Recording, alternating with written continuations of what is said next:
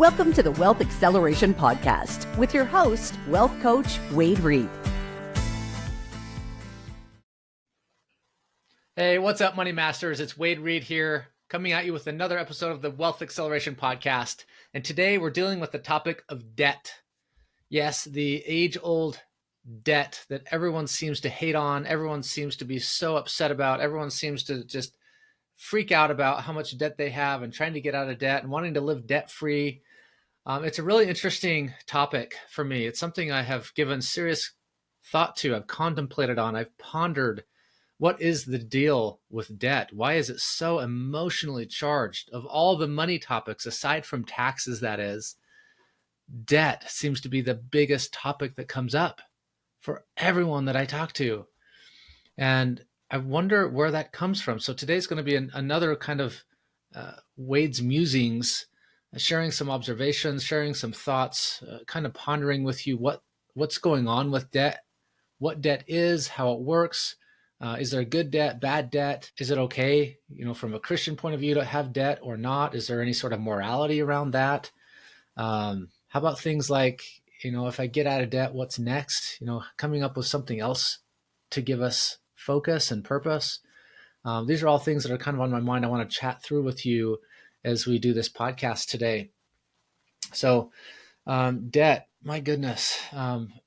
Let's kind of just talk about what debt is. Debt is, from a financial perspective, an instrument of personal finance and business finance. In other words, it's a tool that people use to get more of something that they're looking for. Right. So let's look back again. I'm a fan of history and looking back at how things used to be. There was a time when personal goods were not as easy to obtain. So let's say that you're a farmer and you need access to some form of equipment you don't currently have. Well, you might go to the general store and say, hey, do you have access to any of these products in your stock? And they might say, no, we don't, but we could order it in for you. It's going to take us weeks from our supplier across the country. And so if you really are in need of that particular product, what do?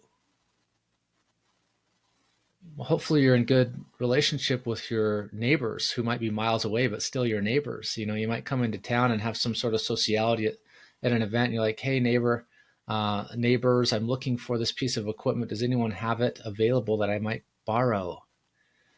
And so you come up to some sort of agreement. If you're in good relationship with these people, maybe they simply on a handshake say, for sure, come by, bring your wagon over, we'll hitch it up, we'll let it get that equipment over to your place, use it for whatever you need it for, and just make sure you bring it back in good repair. And generally that was it. Somebody had something to lend and somebody had something, a need for it, so they borrowed it and they returned it in good faith. So is there anything wrong with that? Are you in debt to your neighbor if you borrow something from them? I guess technically, if you've made an agreement to get something back to somebody else that you've borrowed, it's not given to you, it's not yours to keep, then I guess technically you're in debt. But does anyone really feel badly when they borrow something like that? I mean, just a couple days ago, my son ran to the neighbor to borrow some eggs. Did that put us into an adverse situation with our neighbor? Well, perhaps if the neighbor really, really needed those eggs back and we were not able to provide it back to them and it created hardship, perhaps that could create a negative situation. But in most cases, it seems to me that when we borrow something from somebody, we're really just in a healthy relationship with them. They have something we need that thing. We make a promise to return it if within whatever the circumstances are, get it back to me this week, get it back to me the next day. I do that with neighbors all the time, and it's like a non-issue. Why is it, though, that money becomes such a hot topic? What is it about borrowing money that seems to create discord or emotional stress? And to me, it comes back to things like being in true hardship. If somebody is in need of meeting their basic necessities, the human condition is built upon basic functions, right? Food, shelter, clothing, and just the basic necessities of life.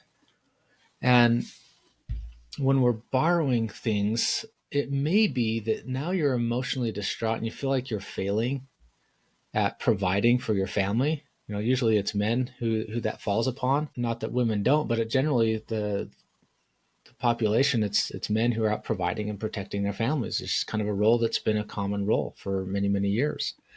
And so, men go out there and they're doing their best to provide. Maybe they get injured. Maybe there's a sickness. Maybe there's like the Great Depression from the late 1920s when people just didn't have work to do. We've seen some of that with COVID over the past 5 years. I just got done before this particular recording reading an article on a Christian network that's talking about debt, and reading many of the comments associated with that article. Man, there's people who have had severe hardship due to unforeseen circumstances, things totally out of their control. And now they've been forced to borrow to pay rent. They've been forced to borrow to try to keep their business going. They've been forced to borrow to just meet the basic necessities of life. And now they're in deep prayer and trying to find guidance as to what they can do. Do they shirk their responsibility and say, look, I just can't pay this debt anymore? What happens if they do that? And so there's a lot of, I think, personal, emotional stress. We have certain preferences and certain moral obligations to keep our word. And I think some of our emotional issues with debt is that, and we want to keep our word, but it feels burdensome. Maybe we might be questioning our integrity if we're not able to make our payments. Perhaps we got sucked into some sort of scheme and we really believed that it was going to be successful, this investment scheme to try to increase our wealth. And so we borrowed to do that, and it turned out badly. I have one client that comes to mind who came into an opportunity to get some cryptocurrency and was taught that it was supposed to be like a no-brainer. Ended up borrowing $80,000 against the value of their house using a home equity line of credit. And he came to me somewhat embarrassed and said, Wade, I have to confess, I did this thing and it's really created some harm to us financially. I'm not sure how we're going to repay this. And so, yeah, we make mistakes sometimes and we borrow for things that don't work out. And that puts us in a position where we struggle to know what to do. So I think that's part of it, because now we do have this obligation to somebody and we might not be able to pay.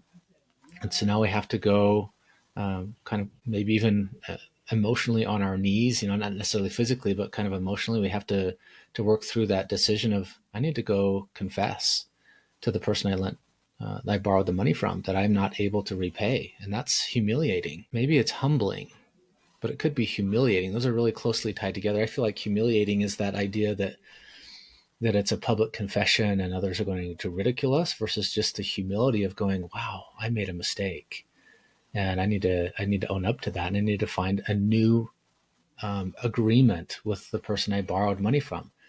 Guys, this is, of course, much more easily done with one-to-one human relationships, but it can also be done with large lending organizations, banks, and other credit offering companies, where you can renegotiate the terms of a deal. So I worked in banking for 4 years. A bank's main function is to gather deposits and then to turn those deposits into loans to create like a movement of money in society. And while I was going through that time, I worked, I didn't work for, but I was studying under Dave Ramsey. And Dave Ramsey's a very biblically focused in his approach to money, and uses the verse, I can't remember what the actual reference is, but there's a verse that says that the borrower is slave to the lender, and almost uses that as a weapon, as a stick to say, hey, never borrow money because you become a slave. Well, really that only occurs if we are not able to meet our obligation, if we've been unwise about the choice of using borrowed money. If you have a need to acquire skills, then you may need to borrow to go get the education that then allows you to have the skills to get the job that is in need of people to do that job. And if the pay for that job is sufficient to repay over a reasonable period of time the money you borrowed, that's probably a wise use of funds, so you can be a better provider for your family and for yourself. But if it happens that you've made a bad choice and maybe that opportunity doesn't work out and now you have this obligation, I was in a situation where one of our borrowers, a business owner who had was a clothing store. It was a men's clothing store in a strip mall just next to the bank that I worked for. And our branch manager was really generous with this guy. He let him pay late. He worked out terms that would allow for the ongoing operations of the business. He worked things out with his higher ups to allow for this loan, instead of going into full default, to continue to be paid even though the terms were not quite being met, and was quite generous with how he was willing to work with this business and allow them to find a way to continue to operate and pay their obligation as best they could. In worst case scenarios, if you have a lending situation where somebody's not willing, or an organization's not willing, or maybe you've racked up a lot of credit card debt because of life circumstances or just bad choices, there are bankruptcy laws. There are laws in the United States that allow for us to seek bankruptcy protection. And in other words, it's protection against interest that would continue to be accrued. It's protection against really completely decimating somebody. So if you're in a tough place and you're really not in a position to be able to repay, you can file for bankruptcy protection. And there's a couple different chapters, Chapter 7, Chapter 11, and a couple others. But those are the most common. And you can go seek protections that allow for debts to be eliminated, or a repayment plan that's really reasonable, even though less than what would normally be obligated could come about, where it's kind of a pro rata, like everyone gets their fair share. And that allows you to meet what you might have as a personal moral obligations, keeping up with your level of integrity that you promised to repay. So you do so at least at the level you're able to. So there are laws that allow for that, although they can be still burdensome. Your credit score goes way down. You have trouble getting new credit in the future if you're trying to get into a home or something. So it's quite difficult to get your personal credit back in a good place, but there are ways you can overcome that. Now, why do we get into bankruptcy? Why do we get into those positions? Oftentimes it's personal hardships, and usually it's medical debts of some kind, things that are out of your control, and maybe your insurance is inadequate. Circumstances are just difficult. But there are also, in today's society, and I talked about this in my prior podcast on lifestyle creep, where Henry Ford, back in the early 1900s, when the manufacturing facilities came online and he paid $5 a day compared to the typical $2 to $3 a day, people had surplus for the first time. And then they started to shift their thinking from being producers of goods and services to consumers of what might really be unnecessary things. Wants started to come about, seeking personal leisure, seeking personal satisfaction and gratification, trips, none of which is inherently bad, but the behavior change started to occur. Now we live in a very consumeristic country.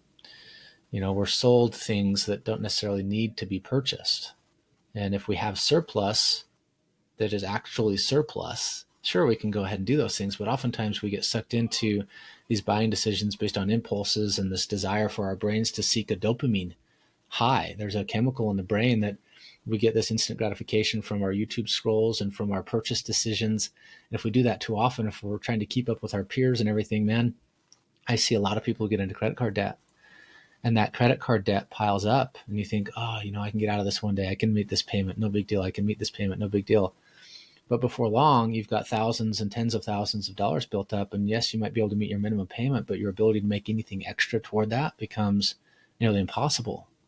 And then you become emotionally distraught, depressive behavior comes in, and then you might be less productive at work, less willing to step up and meet your obligations. And man, that's where the mental burden comes in again of dealing with debt. But what's fascinating to me, so as I've observed this behavior, and as I've thought about what's causing people to, when they get out of debt, to get back in debt, there's a cycle that occurs here.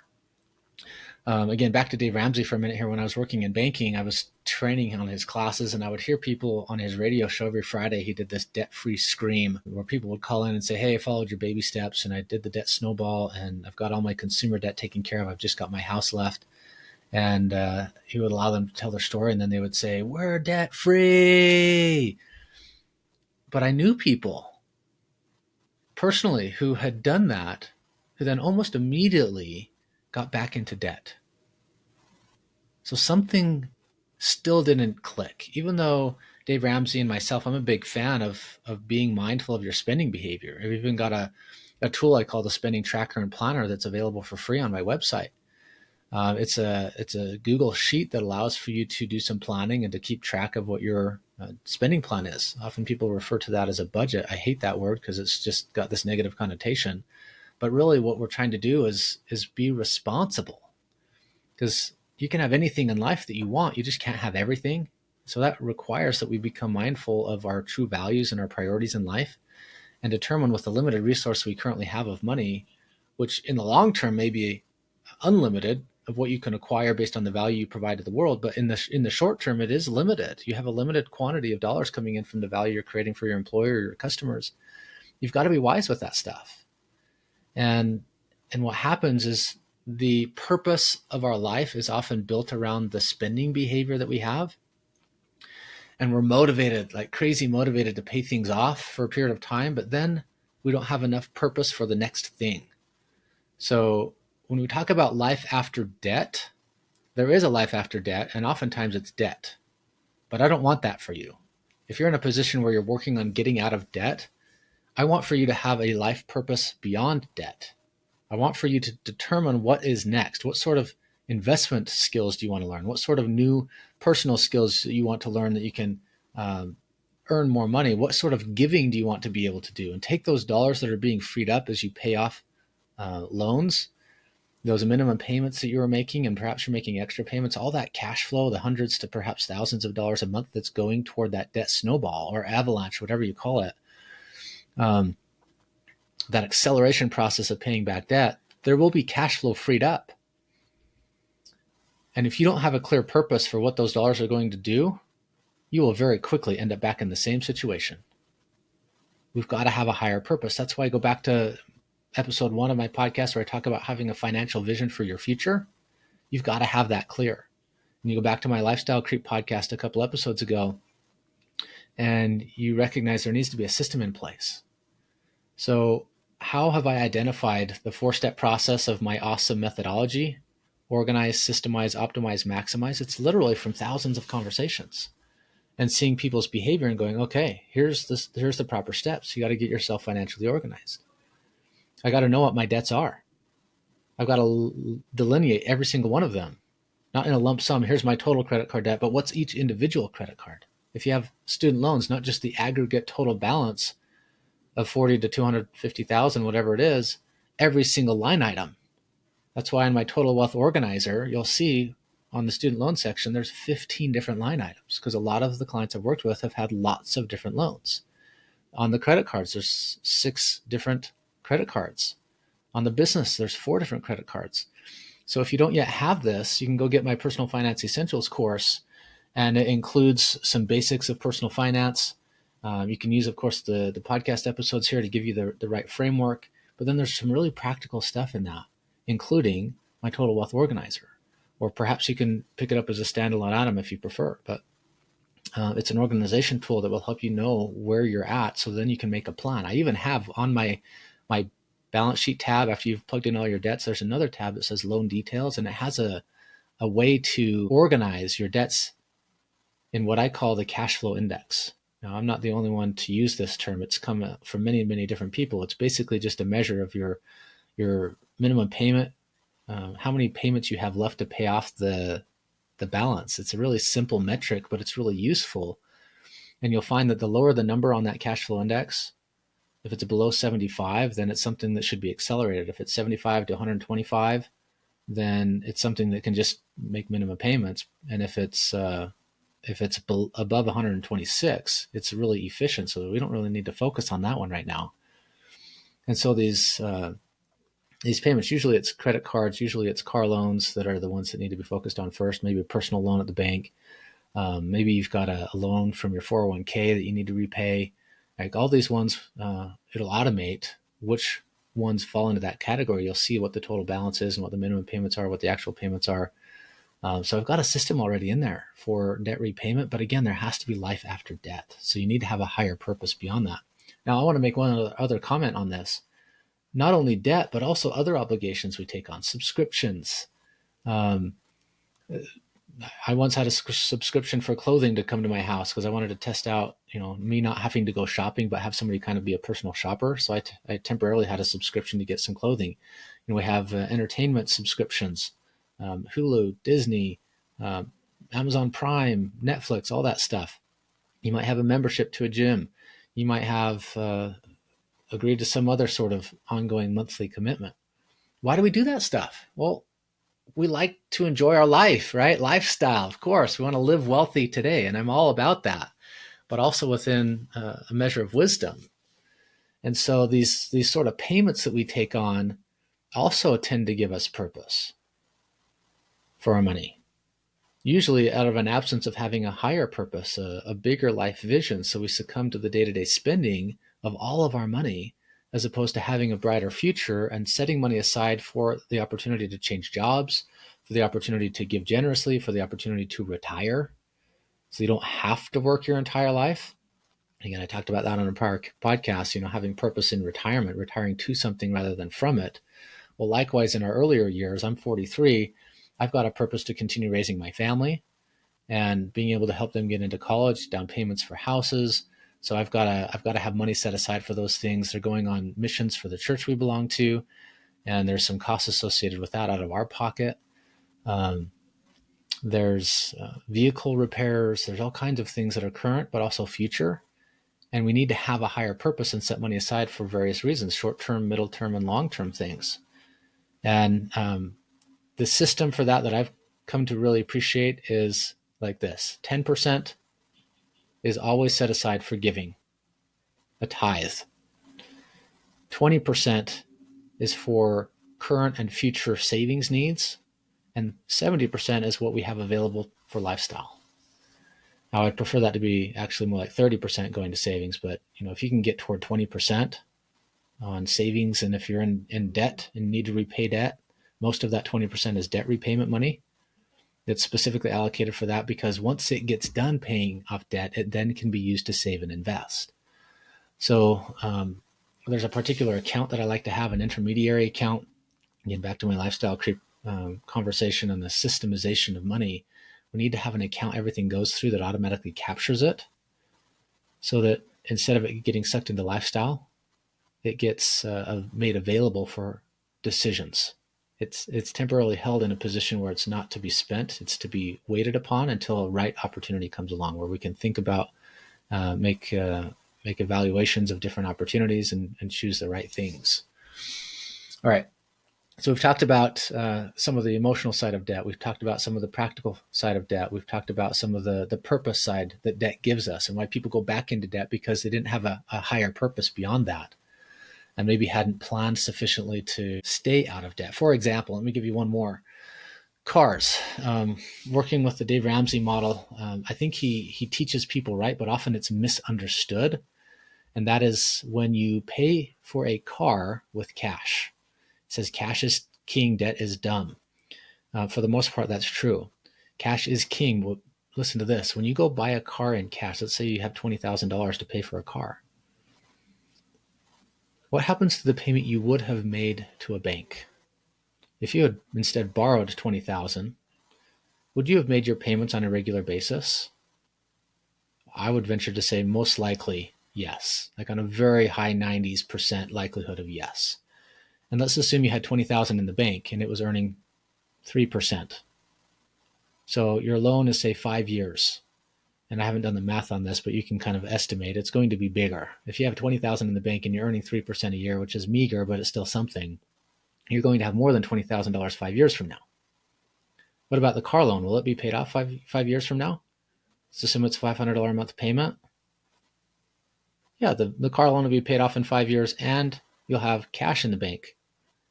But what if you pay cash for the car? You've traded the cash for the car. What about the payment you were making to a bank? This is what's often missed, is the calculation of time and money. Sorry, time and interest on the money that you borrow. We always have to add that in. So what would you have been willing to pay a bank? In today's market, it's around 6 to 8% for a car loan. So calculate that out. Run online an amortization calculator on over 5 years for $20,000. What would the payment have been? And then you need to make sure within your spending plan, you have that same payment you would have been willing to make to a bank in the past that you pay to yourself. That is the missing link right there. when it comes to staying out of debt. You have to rebuild the money that you used to pay for the car so that in the future you can do it again. You have to build back up the money. You have to kind of pretend you are a bank. If I'm taking $20,000, I'm not just spending it, I'm actually lending it to myself for the purpose of buying the car. Now I got to take that same principal and interest payment I would have made the bank and pay it back to myself. This is a very, very important principle.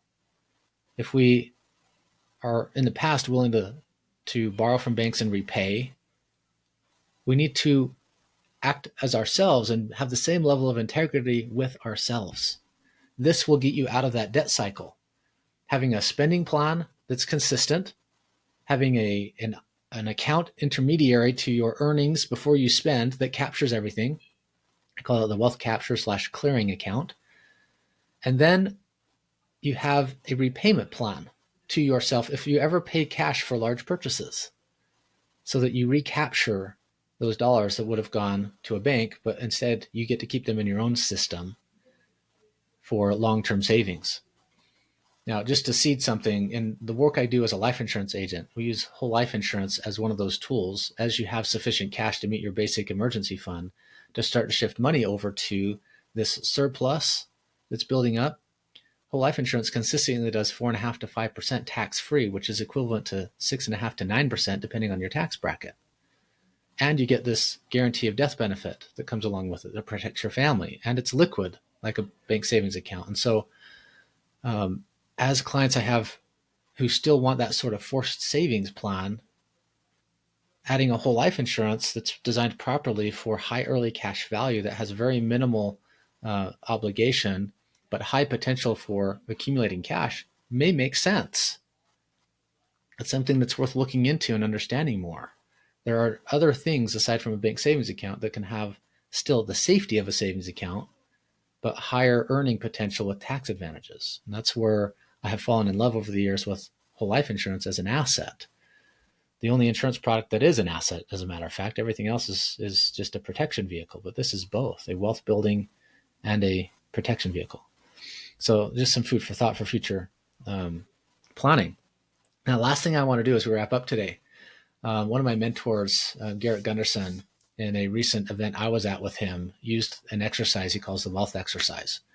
And I'm sure he didn't get this just from himself. He probably borrowed it from somebody else, but I don't know really the source of this. It might be a Tony Robbins thing. It might be even further back, like Zig Ziglar or Napoleon Hill or something like that. But I want you to think about this to help you move forward and be prepared for a future purpose beyond just yourself getting out of debt and dealing with that. Just imagine with me for a minute here. Imagine that I have an extra $100 a month for you. Just imagine if it was no obligation, it was just an extra $100 a month that was coming into your life. What kind of a change would that make? You knew you had $100 a month, $1,200 a year coming into your spending plan that you could do with whatever you desired. What would you do with that $100 a month? Now, let's increase that number. Let's add a zero. What if that number was $1,000 a month? What kind of a difference would that make for you? No obligations to repay. It's just an extra $1,000 a month coming into your life. What would you do with that? How would that make a difference? Would you save it? Would you use it to pay off debt? Would you invest it? What would you do?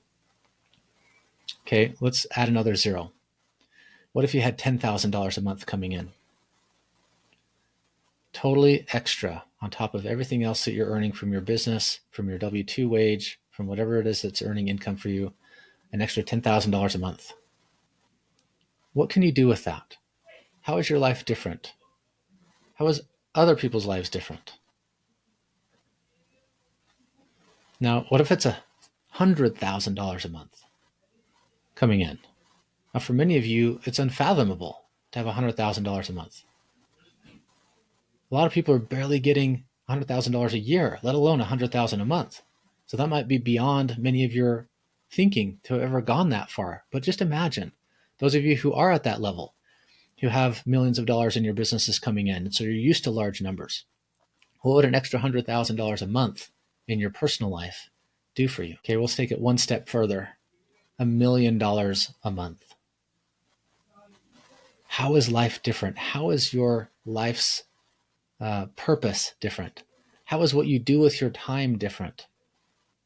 At some point along that continuum of increasing the monthly number, your brain went, oh, well, if I've paid off all my debt, my house is paid for, I've got money in the bank, I can meet all my daily obligations, like my monthly nut is cracked by having that guaranteed income. What would I do next? And that's the moment that I wanted for you in that exercise. What was the number? Was it the $1,000 a month? Was it the $10,000 a month? Was it the $100,000 a month? Which number caused your brain to go, oh, there's more than just my life. I can do other things. I think that's what we're built for. I think that's why we're here, is to not only survive, but thrive. To look at our fellow brothers and sisters in this world and go, how can I add value to their lives? I'll wrap up with this little story. Today, it's early November at the time of this recording. We have Thanksgiving coming up. And at church on Sunday, in our men's meeting, I had a flyer that came to my attention about a food drive for those who are in need. There's a city near Salt Lake City called Bountiful. What a great name, right? Bountiful, having a bounty of things. So the city called Bountiful has a food pantry, and they're doing a food drive for turkeys and turkey dinners for Thanksgiving. And so the opportunity came up to go buy a frozen turkey and some other accessories to that to provide a meal to a family or two. So I brought this to my wife's attention this morning. She's on her way to go take our kids to school. And I said, hey, you said you have to stop at the store this morning to pick up something. Would you mind, while you're at it, allowing us the opportunity to help this food pantry out? And so she picked up a frozen turkey, and she picked up some of the extras that were asked for so that we can offer a little extra. And it's such a joyful thing, guys. It's such a joyful thing. My favorite thing in life, I think, is to use the financial resources that have come into my life to bless the lives of others. And I really want you to experience that firsthand if you haven't yet. Find some portion of your money that you can just give. And I promise you this, you can never outgive God. A spiritual leader in my life once said that you can give a crust to the Lord, but you'll always get a loaf of bread in return. A crust of bread gives you a loaf in return.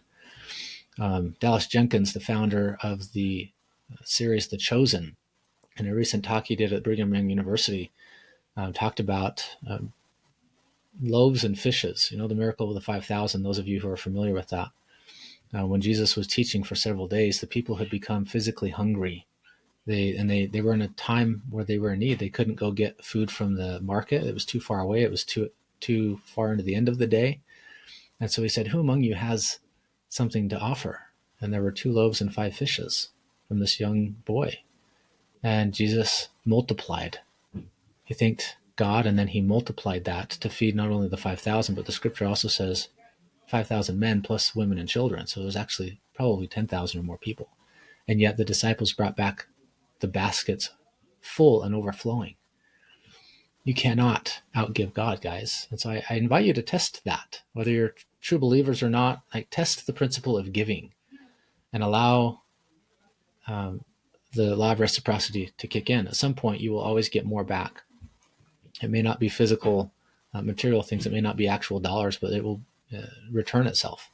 Maybe it's improved health. Maybe it's improved relationships that you're in need of, not money. But give, and give generously. All right, guys. Those are my musings on debt this week. Appreciate you listening. It's kind of a longer episode, I think. A little bit of rambling in terms of just getting my thoughts together. But this is a big deal. Debt is such a heavy topic, and I want you to have a positive viewpoint on it. I want you to think of it in terms of what good has taking on this debt done for me. I've been able to buy a house, start a business, get education. And on the flip side, what have I done poorly about debt? How could I avoid that in the future? And make sure you're really mindful of that stuff. And guys, if you're liking this content, please make sure you hit that like button on the YouTube page if you're there. Go leave a review on Apple. Share some comments about why this is valuable. Certainly pass this on to other people that you think could benefit from it. It means the world to me that you're sharing this content and the life's mission that I'm on to enhance people's financial education and literacy is fulfilled. And I want to touch thousands of lives. And right now, to my understanding, this is only reaching hundreds. So please help me reach thousands of people in enhancing their financial lives and their confidence with life, and letting money be a tool for good in their lives, not something that feels oppressive and harsh and worrisome. I want you to guys be in an abundant mindset, full of joy and happiness as you work with the financial resources you have. All right, guys, take care. We'll see you in the next one.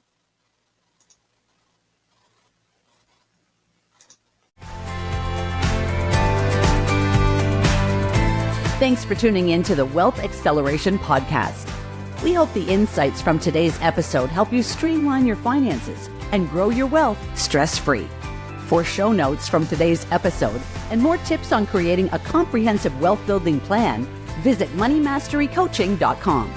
Remember, financial freedom is attainable. Until next time, keep accelerating towards your goals. See you on the next episode.